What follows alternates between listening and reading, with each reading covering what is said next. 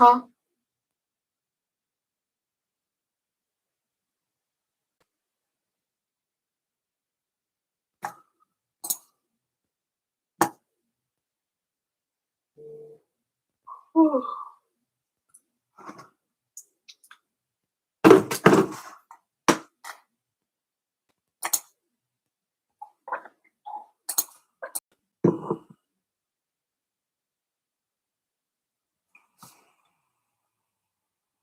Huh?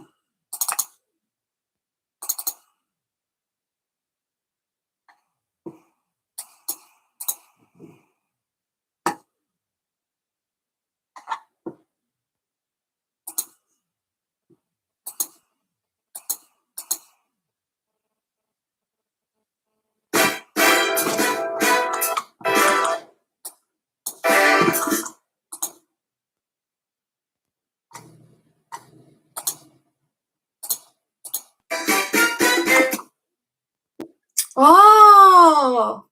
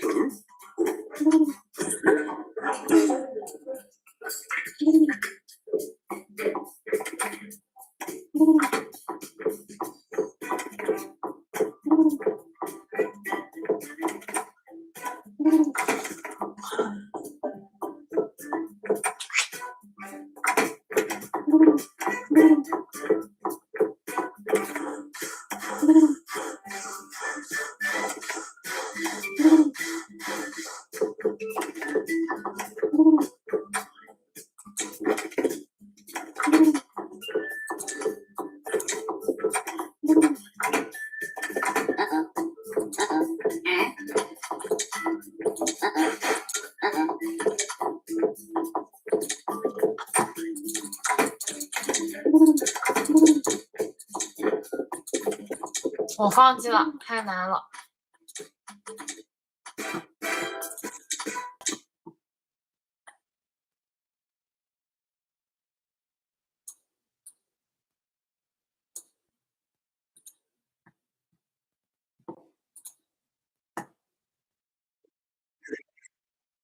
As you guys know, as it's becoming the end of the year, it's the end of the year 2025. We get to look back.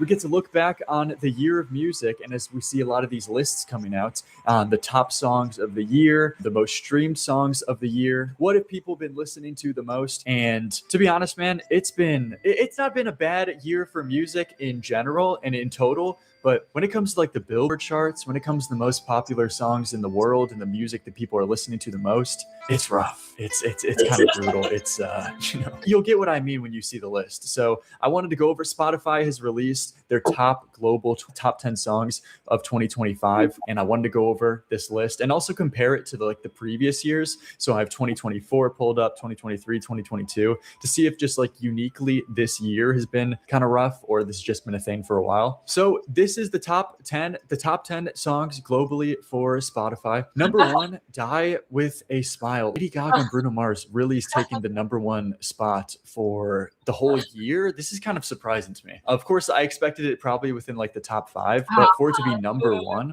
I just woke up from a dream. The main thing with Die with a Smile is that it's like just painfully fine. Like it's just fine. I just feel like they're purposefully like dumbing down their skill because both of them are incredibly talented artists. Even though Bruno Mars isn't specifically my style as much, it's no denying that they've made such better and more, interesting art and songs in the past. But it seems like they're almost like trying to dumb down their level of skill purposefully to appease to a broader audience to get radio play, to get a popular hit. It's literally going through the motions, clocking in. Yeah, it's like, because they're capable of so much more. And that's like kind of a broader conversation that shows, a lot of things about the industry. It's kind of just made for easy listening. Yeah, that's kind of like the way that I see it. But, it's not a bad song by any stretch. I wouldn't say this is a bad song and I'm not like mad at it, but it is just such a, 5 out of 10, 6 out of 10 when like both of these people are way more capable of something better. Number 2, though, Birds of a Feather. That's like probably one of the best picks on this list, though. Not really any complaints here. Makes sense. Billie Billie Eilish is like kind of the standout example for me for simultaneously an incredibly popular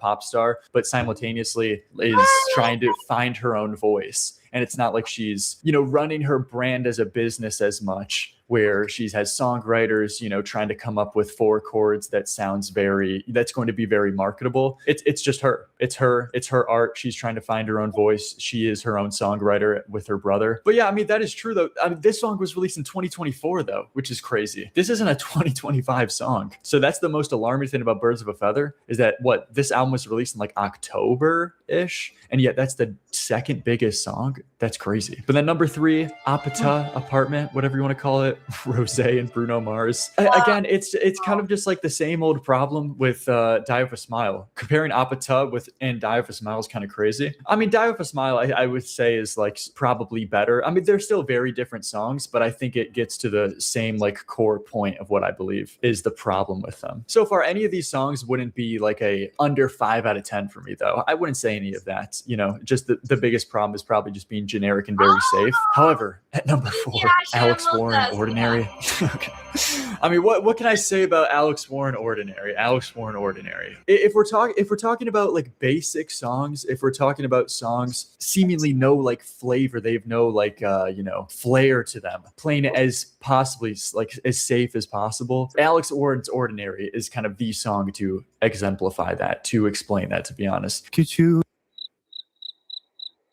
Huh?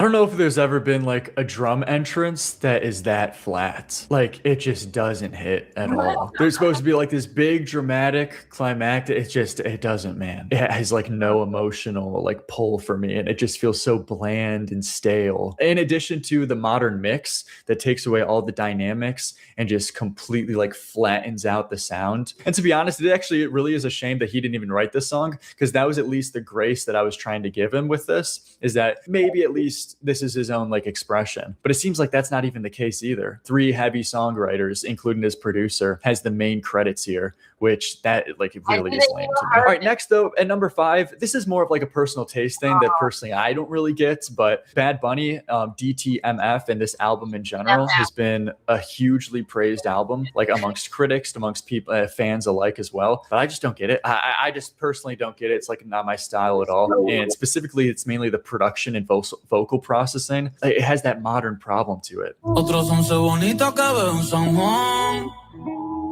What even is that? Yeah, it's the processing. It's this added reverb in addition to the touching up. Yeah, it's the whole atmosphere that it creates too. I mean, this is more of a stylistic thing though. At number 6 though, Back to Friends, Somber is getting on here. Now, of course, like the main part of this, of course, comes from TikTok. Like that's kind of like the main thing. I'm pretty sure Somber completely blew up off of TikTok, and that's kind of like the main reasoning for his fame to begin with. Bark for top 10. Okay, we're not talking about that. Bark for me right now. Good girl and boy. Talking about how TikTok blew this up, a lot of people say that there isn't like this collective culture nowadays with, listening to music and just in general, because there's a lot of individualism. Everybody's wearing the clothes that they personally want. Everybody's listening to their own music that they personally want. There isn't like this collective idea that a lot of people are doing like in the 80s or 90s or 70s, where it seems like there is this like general trends that people go back to. But there isn't kind of this thing like nowadays in like 2020s, 2025 for the most part. And in a lot of ways, the media is what completely dictated the culture. So like things like MTV in the early 2000s and 90s as well, that dictated a lot of like how popular a song is going to be, kind of like make or break in how popular something is going to be, just given the amount of airplay that they show it. But of course, nowadays MTV is dead and it's not really around anymore. But I think it's just been replaced. It's not that this isn't completely a thing. It's just been replaced by algorithms. So like TikTok, Instagram Reels, getting a popular sound online to get your song out there and just be used as like background music, to be honest. And why the Billboard charts has like rarely changed all year. I feel like people are just listening to the same things over and over and over again. And part of that is because of the algorithm. Yeah, okay, moving on though. Then we got Golden by Huntrix. It's not bad. It's not bad. It's just what do I say to not get the Huntrix K-pop Demon Hunters fans to find my location? He's saying this so he doesn't get doxxed. The way I would put it is that it just feels like another song made to be for mass appeal, which it kind of just like strips away any kind of genuine or authenticity immediately from a first listen. You're just not personally interested in me, and I think it shows in like the quality of the work. Basically, you're getting doxxed. Lol. Don't blame me. Okay, different strokes. That's just me though. That's just me. Next though, Luther, Kendrick Lamar with SZA. I know people like this song. I think this is one of the most interesting songs on like kind of like the GNX. I think there's a lot more interesting ones to pick, but I get why this is popular. With the SZA collab and everything. Not really mad at that one. That's so true. Gracie Abrams. Gracie Abrams, though, I mean, she's just, again, kind of just like a Taylor Swift spawn for me. And this song particularly is like a similar problem with too. Just, I don't feel like has much like personality or whatever. It doesn't really speak to me. Can you play it? Who is she? Man, you've never heard this?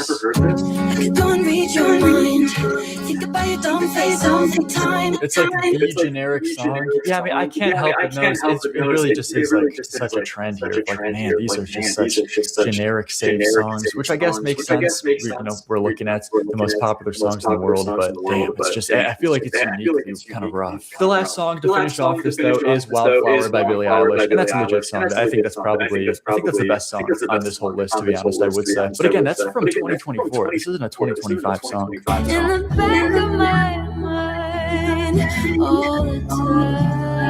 Her tone is just so cool here. It's so good. It's a very stripped down song. It's a very purposefully. But I wanted to compare this to 2024 to see if it's just been uniquely this year or if it's kind of just been this way for a while. So the top 10 songs globally in 2024 was Espresso, Sabrina Carpenter, kind of expected. Beautiful Things by Benson Boone.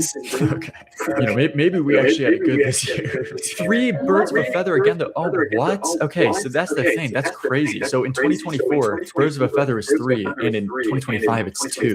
Got to Only, Lose Control by Teddy Swims. Oh, man, hold on. I think 2024 is far worse already. I'm sorry. Man, Teddy Swims, the guy who most recently admitted to using AI in his like music, that is like the biggest artist who's came out and admitted to using AI so far. Like Billboard charting, huge, massive artist with like 50 million monthly listeners, just completely shameless like that. End of the Beginning, Too Sweet by Hosier. Okay, we're getting some better picks at least though here. Cruel Summer, Taylor, Weekend, Die With a Smile again. I would say these are kind of matched though. These are they do have like the lows of Benson Boone, Beautiful Things. I have to say, kind of Lose Control, Teddy Swims. It kind of does have the lows. And then 2023, what was 2023? Flowers, Miley Cyrus. Damn, yeah, I forgot how big that was. Kill Bill. Kill Bill is a solid song. As It Was by Harry Styles. I'm an As It Was defender. People hate on As It Was, which for the most part, I get it. It's like an insanely overplayed song to a crazy degree, and anything overplayed is of course going to get like crazy annoying for people. But As It Was is a solid song, and I'm not a Harry Styles. I'm kind of like the furthest thing from a Harry Styles guy. I actually couldn't name you 5 songs, but As It Was is the best I've ever heard his vocals, and it had a legit melody. Thank you all very much for watching. If you did enjoy, plenty more videos coming out. I appreciate everybody supporting the channel. Thank you very much. If you like, if you want to sub, see more.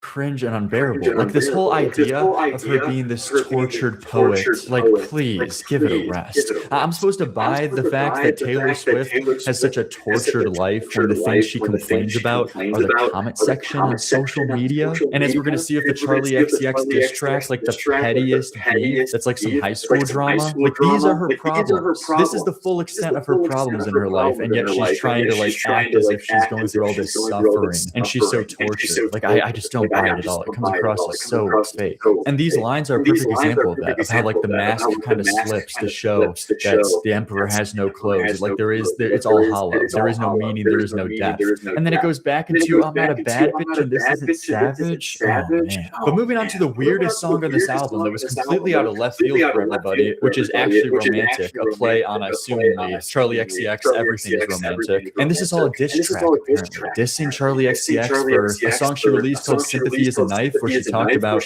being insecure in comparison to like other big pop stars in her field, and apparently some behind the scenes things happened where Charlie doesn't like Taylor, but all of this comes across as like the most cringe, petty thing, especially for like a 35-year-old. I heard you call me boring Barbie when the Cokes got you brave. Starting off, gloves off and everything. Just you're a cokehead. Okay, man. Jesus. You called me boring? Well, have you considered the fact that you're addicted to you are addicted to coke? That seems like a crazy escalation, but okay. High-fived my ex and then you said you're glad he ghosted me? Man, you would never be able to guess the age of these people just off of these lines alone. We are actually talking about high school stuff. You high-fived my ex? High-five. This is what we're getting caught up on. This is the full extent of Taylor Swift's problems in her life. This is what I'm talking about. Another pop star high-fiving a person she used to date? Who cares? Man, the fact that she's blowing this up publicly just shows that this has like affected her so deeply. Wrote me a song saying it makes you sick to see my face, and that's just a complete misinterpretation of Sympathy is a Knife too that everyone's pointing out. There's this tweet right here saying, imagine creating the biggest album of your career and writing a deeply honest and vulnerable song about how insecure you feel compared to the other girls in your industry because you think you'll never be as good as them, only for the biggest pop star in the world to turn around and call you a cokehead. Yeah, because Taylor Swift has completely misinterpreted the meaning and point of that song. Very embarrassing stuff right there. Some people might be offended, but it's actually sweet. All the time you spent on me, it's honestly wild. All the effort you've put in, it's actually romantic. I really gotta hand it to you. No man has ever loved me like you do. Hadn't thought of you in a long time, but you keep sending me funny Valentines. And I know you think it comes off as vicious, but it's precious, adorable. Like a toy chihuahua barking at me from a tiny purse. That's how much it hurts. It's just next level embarrassing, especially given off the fact that she's just all of these lines are based off of a misinterpretation from what Charlie even said. But even if Charlie was actually like dissing Taylor Swift and being ruthless against her, why would you think it would be a good response back, like a scathing response to say, "You're like a toy chihuahua barking at me from a tiny purse"? Wow. Hats off to Taylor Swift. Holy shit. That's going to keep Charlie XCX up at night. Man. How many times has your boyfriend said, why are we always talking about her? Yeah, clearly Charlie seems to be the one caught up about this. She's the one losing sleep about this. You think I'm tacky, baby? Stop talking dirty to me. It sounded nasty, but it feels like you're flirting with me. I mind my business. God keep me wet.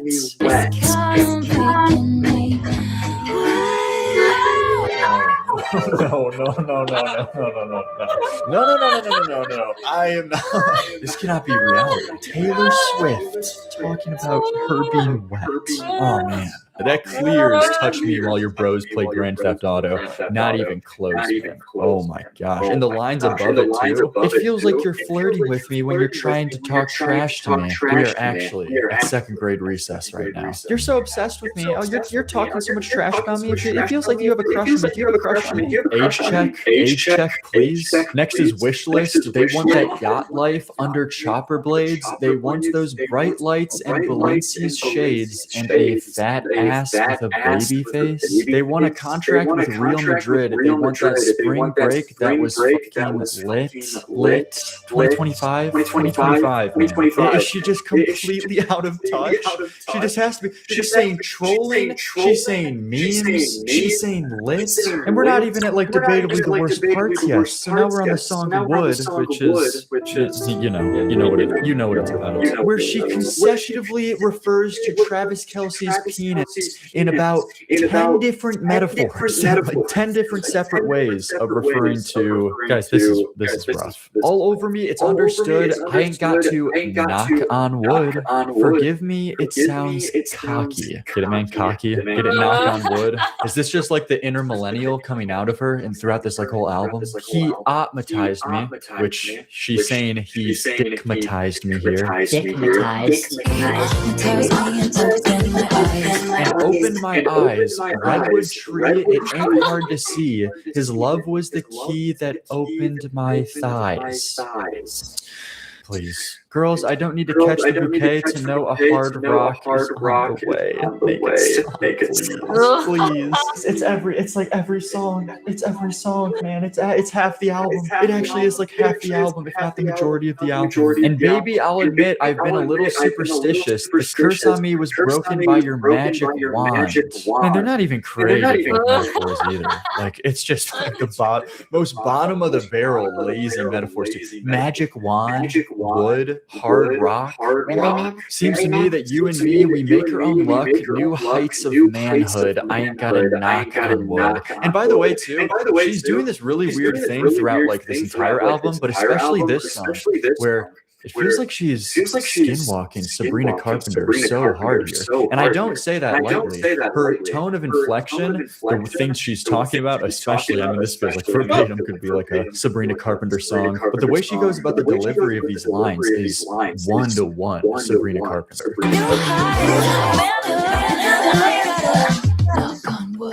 Come on, man. Even the instrumental, the breathy tone, the little sound effects into like a little like talking bit thing. I ain't got a knock on wood. That's just one-to-one Sabrina. That is like completely ripping off Sabrina. Like it's gotta be.